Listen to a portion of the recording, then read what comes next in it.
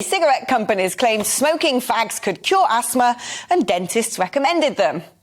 Even without the stuff we know today, that's a pretty audacious claim. Just a packet of cigs leaves most of us with a hacking cough and a mouth as fresh as a bonfire in a dumpster. It's crazy they got away with it.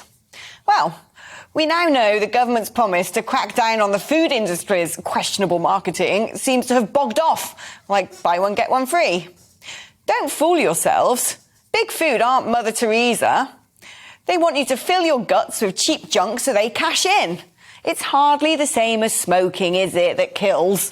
It's the nanny state on steroids, I hear you cry. Well, if nanny is there to stop over 30,000 deaths a year, far more than smoking, and tackle the country's biggest health issue, with 2/3 of people wobbling their way to an early grave, then nanny should probably roll her sleeves up. Well, let's go back to my guest for the show, writer and broadcaster Charlie Peters. Now, Charlie, I have a feeling we don't see eye to eye on this one, do we? Not precisely, no. I have to say, I think that most attempts to intervene in the dietary choices and lifestyle choices of people in Britain don't tend to work in the way that they're expected. And they're usually based on, I think, fake or at least overhyped perceptions of the health of your average Briton. Now, for example, child obesity. We hear stats every year flapping about how fat our kids are, or at least how overweight they are, with many schools even sending their parents of children letters saying that your slim child is overweight. Lots of parents take to the media to say, my child is perfectly healthy, what are you on about? And this is part of a wider, I think, moral panic we have about eating in this country, that people are, I don't know, there's often a kind of a classist element that we can't trust people to feed themselves appropriately. I think to have that kind of messaging amid a cost of living crisis when food prices are going up is not the kind of thing I want to see. And I think that's obviously why this bog-off deal has been moved away.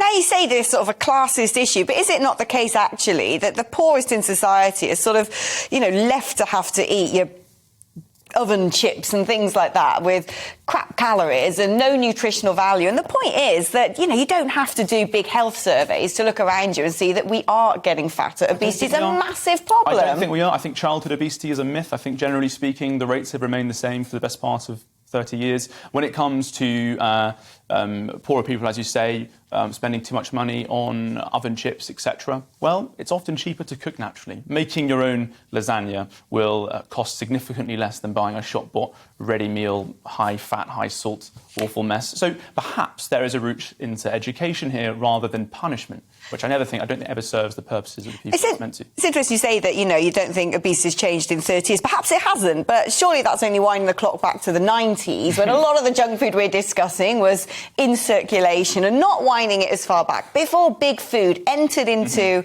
the food industry as it does now, with this proliferation of everything ready-made, ultra-processed stuff with a load of E numbers and salts and sugars. And the nation's health is without a doubt suffering. You just have to look at deaths from COVID, largely tied to people with metabolic syndrome. Do you think that the government should try and regulate the food industry and say, if you're going to sell things to the public, in much the same way as we've now got big ugly signs on